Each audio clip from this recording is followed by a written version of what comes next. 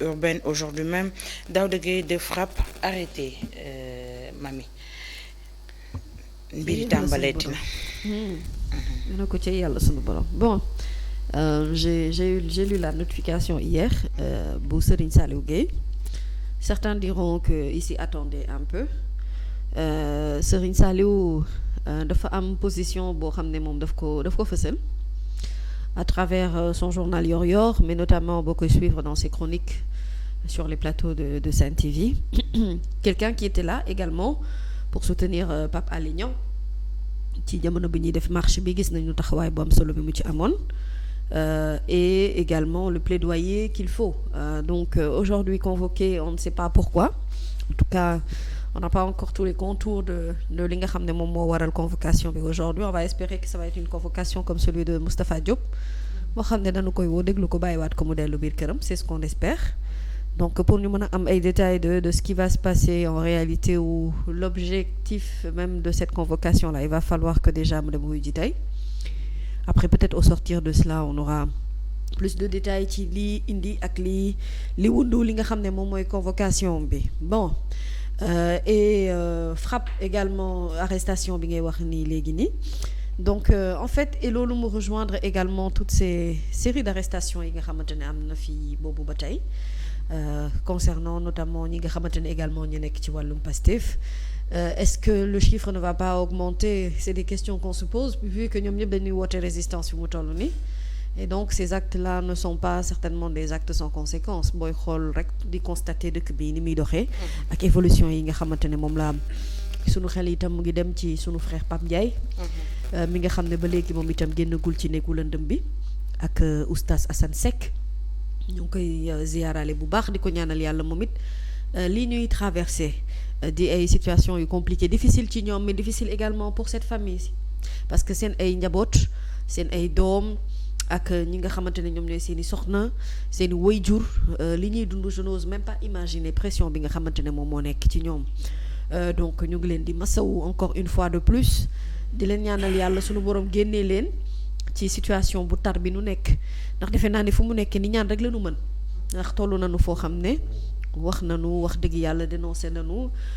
on a même proposé des pistes de solutions yoo xamante ne mooy mën a aider nit ñi à ce que vraiment ñu am taxawaay bu am solo bon maintenant il y a une autre convocation qui concerne un autre journaliste aujourd'hui pas des moindres Serigne Saliou Gueye comme je l'ai dit quelqu'un qui a une position assez franche par rapport ak idéologie yi nga xamante ne moom lay développer te dafa am une certaine constance aussi boo xamante ne am na ko li ma ci bëggul rek mooy ñu bañ a jox dëgg ñi nga xamante ne dañuy wax ne maanaam booy am benn position bu xaw a féete tuuti rek ak Pastef wala Ousmane Sonko que forcément da ngay nekk nit koo xam ne da ngay inquiété wu wala boog maanaam à tout moment mën nga wax ni xëy na peut-être convocation mën na ñëw ci sa côté wala leneen mën na am et comme on dit souvent comme on ne connaît pas encore les contours de cette convocation là xamaguñu raison yi war a mën a tax loolu am donc comme je dis j'espère et je prie que dafay nekk comme bu Moustapha Diop parce que Moustapha Diop aussi bu ñu ko convoqué ça a fait le même tollé ñii ñëpp aussi même questionnement yi lañ doon posé danoo dem ba danoo toll ci réew mi foo xam ne bu ñu la woowee maanaam ci wàllub yoon ñi nga xamante ne dañoo bokk ak yow corps professionnel bi yëpp ak ñi nga xam ne say mbokk say xarit say jege ñaale dañuy tiit li tax nuy tiit parce que on a vu des journalistes qui ont été convoqués te ba ñu demee uy ji dellu siwuñu ak sunu siste boobu Maty Sarr je pense mi nga xamante ne moom itam aussi mu ngi ci loxoy yoon donc loolu yëpp nag je pense qu'elle avait bénéficié d'un retour de parquet si je ne m'abuse et donc elle devait faire face au juge je crois c'est lundi si je ne me trompe pas donc ce qui veut dire que en fait c'est beaucoup de journalistes en vrai yoo xamante ne dañuy am ay jafe-jafe ak wàllu yoon pourquoi les gens s'inquiètent parce que daf ci am ñu bari ñoo xamante ne bu ñu leen jàppee du ñu leen bàyyi ñu delluwaat seeni kër voilà et man Nabou li may wax tout le temps mooy ne pour man kaso dernier recours la war a doon mën nañ cee bañ a yegg parce que pour man c'est une solution extrême boo xam ne bu ñu fa yeggee rek amaana je me demande nit ki lan la war a mën a def ba jur loolu aujourd'hui le fait que Pape Ndiaye ñu jël ko tëj ko ci kaso bi nekkul lu bénéfique ci réew mi mu dal oustaz Assane Seck nekkul lu bénéfique ci réew mi et aujourd'hui c'est-à-dire que y a tellement de moyens qui peuvent être usés et lan moo tax d'abord tëj la ba pare dem di wuti ji enquête di def enquête di gëstuwaat ba xool ba xam ndax li ñu la tëjee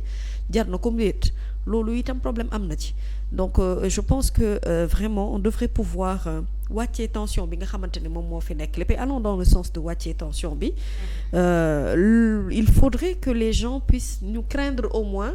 le fait que yenn série d'arrestation yi day am forcément benn conséquence boo xam ne dafay wàcce ci askan wi ci population bi les lecteurs de Yoor je suis sûre que ñoom itam ils se posent les mêmes questions ñi nga xam ne ñooy liggéey ak ñoom quelqu'un boo xamante ne peut-être tu es chef d'entreprise am na ñu bëri ñu wéeru ci sa ginnaaw ngay responsabilité yu nekk ci sa ndodd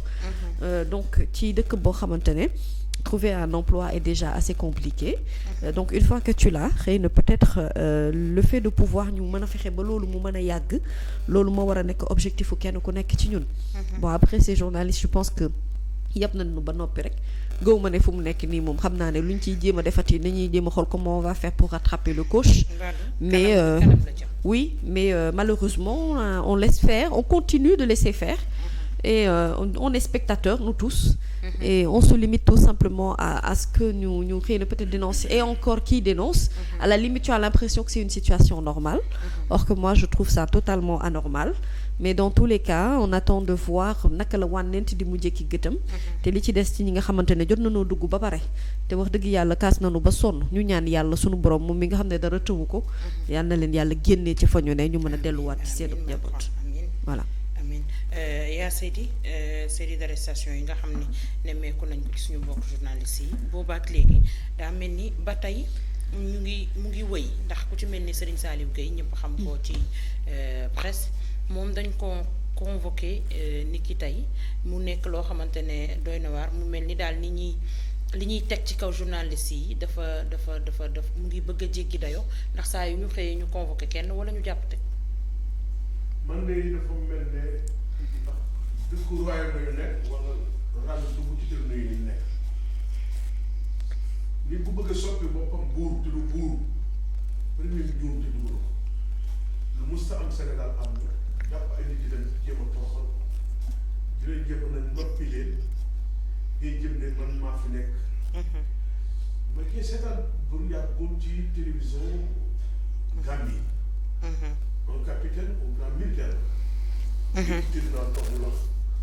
waaye di traduire magistrat au juge bi li muy wax lan la ci àngale mu ne tey su ma mënoon tey balu leen ak ba raamale dinaa ko def en tant que sauveteur kon kii militaire la woon mi ngi jégul ne waaye ne ko ndax yaa ko rey yaa ko sonal mun a waaw nangam mun a waaw ñetti waaw yi bi ma ko xoolee mën a tey mi ngi rëccu ni mun a bëroon démb tey dama ko def kon affaire tatafakkur na ñii def loolu ñoom ñi jàng ba nekk ay magistrat ñoom président Macky Sall bii yan at la ñu ay ñoom ñaar bu ko bàyyi dugal école xamuloon Macky Sall xamul lu bokk ci moom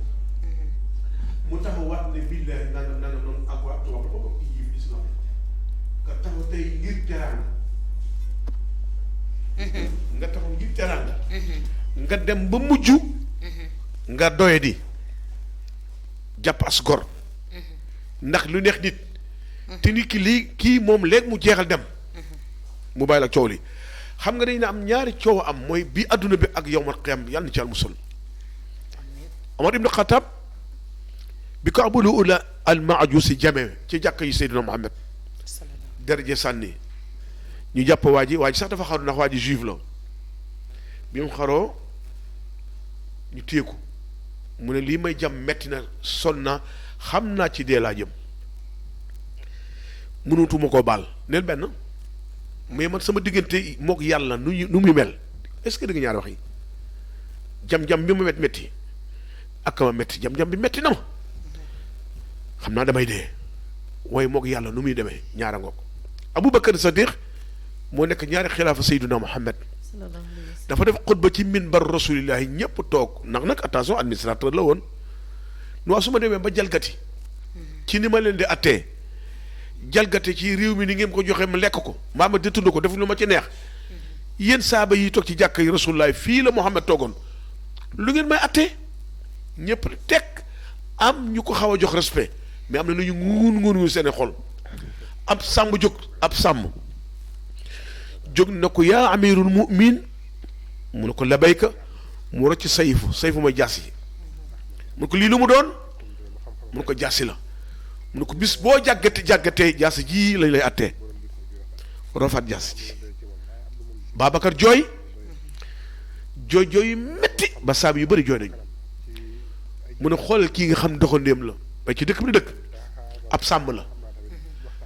ba ma waxee li may wax ma xam nit laa rek juumoon na gis nga ne dafa ma orienté ci kaw arme islam